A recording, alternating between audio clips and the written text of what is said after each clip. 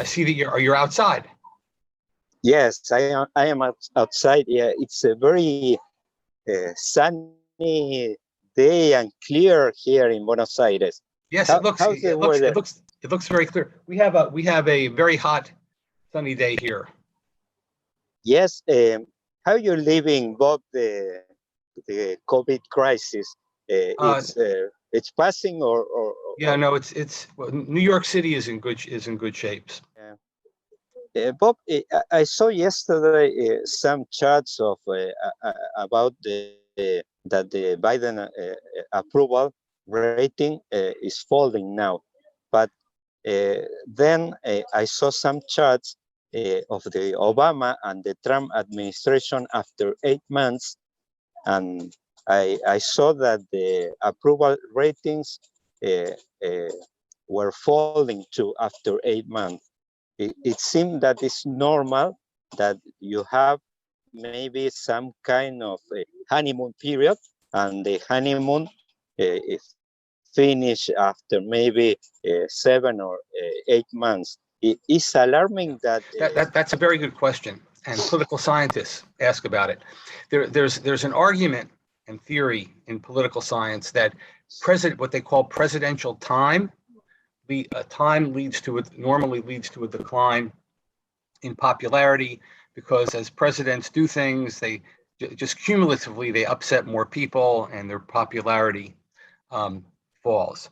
That may be going on here, but the timing of this really coincides very much with what's just happened in Afghanistan, and that's accelerated what I would call the accumulation of bad news for Biden. That is the whole situation there, the optics, so to speak, really look very bad. Not in terms of the decision to withdraw, but in terms of the implementation of the withdrawal and the issues of getting people out of there. And we're really getting to the tail end of that. And how that plays out further, I think, is going to affect Biden's popularity rating further. The other thing to keep in mind is with Trump, his popularity fell off, but it then really remained pretty, really strikingly stable. And I think Biden's it's going to be stable. It'll stabilize, I think, pretty quickly at some point, if it hasn't done so already. And the reason is that basically, Democrats support their president and the Republicans strongly oppose the Democratic president, and that adds a certain level of stability to the popularity rating. Now, of course, there are independents who might be more responsive to what's been happening and will judge Biden based on that, and that could lower his rating. And some Democrats may be disappointed with him as well. But there's a certain stability there that's associated with the partisan conflict that's going on. Excuse me, Bob. Did you expect this beginning personally? This bad beginning of Biden? Did I? No. I mean, the thing that was unexpected, of course, was how quickly Afghanistan fell to the Taliban. That was completely a surprise, and the Biden administration was completely blindsided.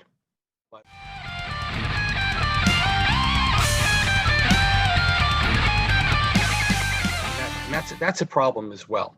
That is that they, the intelligence they received, or how they interpreted and weighted the intelligence went badly, and I thought that was a very big surprise. I was, it was stunning to see how quickly Afghanistan fell. Of course, now what we're learning is that a lot of the Afghanistani leaders basically were in consultation with the Taliban with regard to turning over power to them in different parts of the country, and the different parts of the country fell with relatively little fighting overall. And also we now have the Taliban talking with Afghanistani leaders who are part of the government with regard to how to proceed further with a new government in Afghanistan. And all of that, for someone looking from the outside, is really very, very surprising. There was a certain degree of collusion going on that was surprising. Do you think, Bob, that Afghan affair could deeply wound the prestige of the Biden administration, seriously Biden administration, in special that after Trump had the policy of America first. And after that, it's supposed that Biden can develop some kind of alternative foreign policy to Trump administration. Well, it's definitely harmed the prestige and reputation of the administration in international circles and with NATO allies. What Biden did was not done in full consultation with NATO allies. And keep in mind, the whole Afghanistan operation was you know, at least in the abstract, a significant NATO operation after 9/11. Obviously, with the United States taking the lead. So it's damaged the United States in the short term. The big question is what will be the long-term ramifications of that with respect to interactions with our allies, especially European ones in NATO, and also the domestic repercussions for the 2022 election. And right now, all of this is really bad news on those fronts. And the big question is, how will things work out in Afghanistan? Will things get worse and really more fully damage the United States reputation? Or will things resolve itself in some fashion that what's happened in Afghanistan will at some point become a distant memory with very little political repercussions? And we don't know that right. We don't know that right now. Bob, talking about a topic that is related to the foreign policy and in particular to this Afghan affair, how you are seeing the first steps of the Biden administration in relation to China? Are you seeing some kind of maybe continuity of the Trump policy in relation to China, or are you seeing maybe a new phase or new era in relation to the foreign policy to China? Well, for the moment at least, I mean, what's striking or uneventful is that we're not seeing much difference between what Biden's approach to China and Trump's. I think this will take further time. He's been taking a pretty hard line for the moment against China. Also, a big part of it is his doctrine, the Biden doctrine, with respect to promoting the idea of democracy rather than autocracy around the world. But that could change. I mean, among Democrats and the mass public, they tend to take a less militant view and more supportive of diplomacy view of dealing with China than Republicans do. Although in political elite circles, political leaders in general take a harder line toward China. Which could be maybe the best theoretic framework to analyze the policy of the Biden administration in relation to China. Some analysts talk about the Cold War, maybe another talk about the possibility maybe of a hot war in relation to maybe to Taiwan. Some incident could develop some kind of a hot war. Which could be maybe the best framework to analyze the best approach to analyze the foreign policy in relation to China of the new administration? Well, there are two aspects to policies with China. One is the economic and trade aspect, and there both countries have an incentive to try to work with each other, come up with appropriate trade arrangements to benefit both economies. I mean, there's sort of economic solutions there that at least in terms of economic theory ought to play out in a way that something could be done to benefit, both countries and the world economy in equilibrium, so to speak. And I think both the United States and China are very concerned about the economy now. China had weathered things much better than the rest of the world had with regard to the COVID-19 crisis because they were able to contain the virus better than other countries were. But the economic issues are really serious here, and that works in favor of diplomacy and peaceful resolution.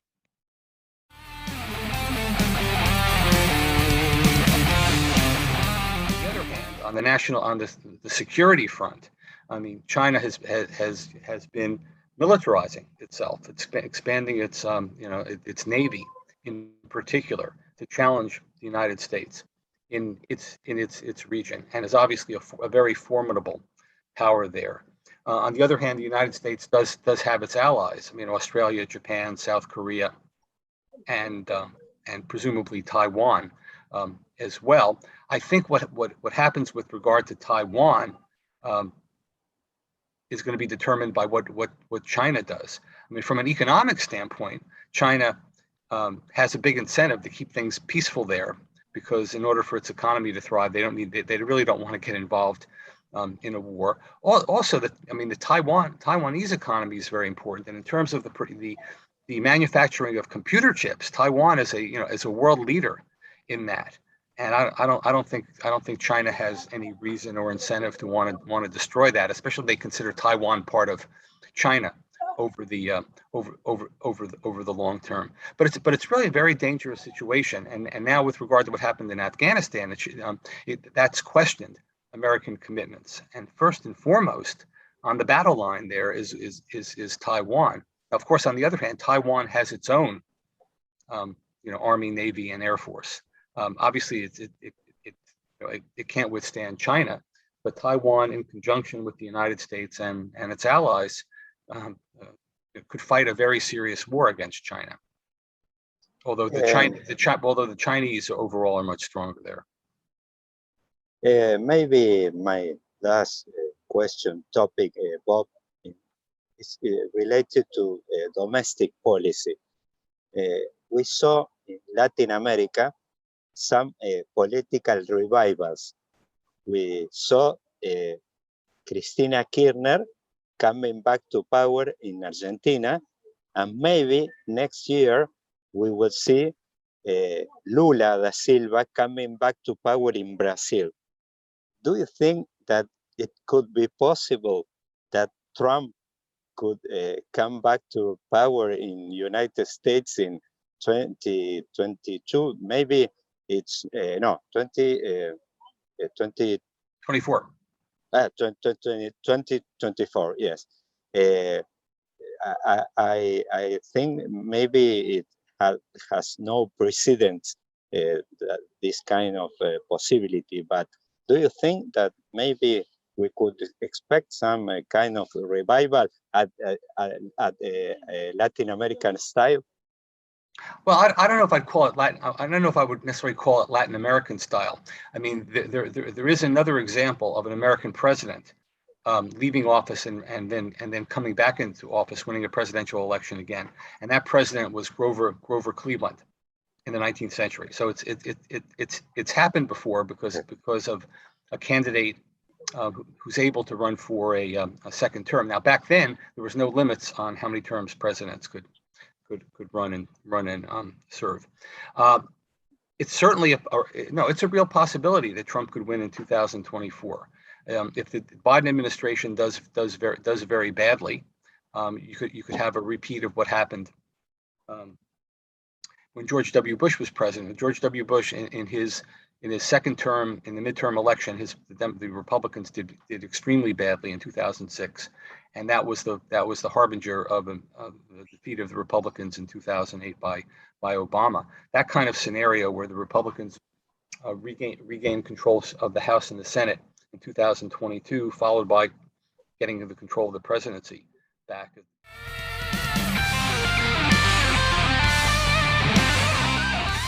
But that's going to hinge on the electorate perceiving that the Biden administration has performed badly. Working in favor of the Democrats and Biden in 2024, even if they lose in 2022, is that Trump is a damaged political candidate for president.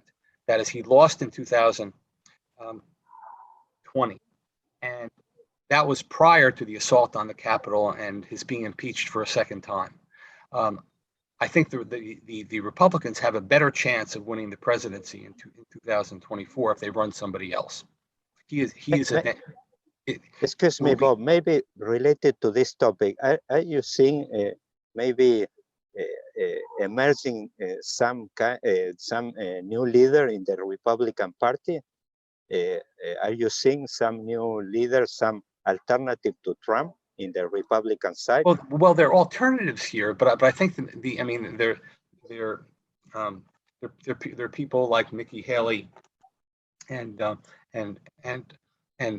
others, and even some previous Republican candidates who could, who could emerge. But I think the key thing is that it's a candidate other than Trump who doesn't have all the negatives associated with Trump. And those kind of candidates could do better to appeal to undecided voters, and particularly voters who are dissatisfied with Biden. But given the choice between Biden and Trump, even a damaged Biden, a lot of voters in the key states may prefer Biden because of Trump's behavior and reputation. I mean, he lost in 2020, and it's hard to imagine him being able to do better in 2024. But it's easy to see how the Republicans could do better in Congress in 2022, given dissatisfaction with the Democrats, and also given redistricting that's going to be occurring in the House of Representatives. Some eventual new leader should be backed by Trump, or maybe should run against Trump. Well, if the person were backed by Trump, that probably would be ideal. But even if a person emerges who defeats Trump in the primary, that would work as well. Or if Trump simply decides not to run and steps back and disengages from politics. I think that's very unlikely. I think the most likely scenario is that Trump will run, and at this point, I think there's a very good chance he'll be the Republican candidate. But that's really very far off, and we need to see also what happens in the midterm election. If the Republicans do badly in the midterm elections, that would be a wake-up call for the Republicans, and Trump would not be the answer. Okay, Bob, thank you so much. It was an amazing call. Yes, thank you very much.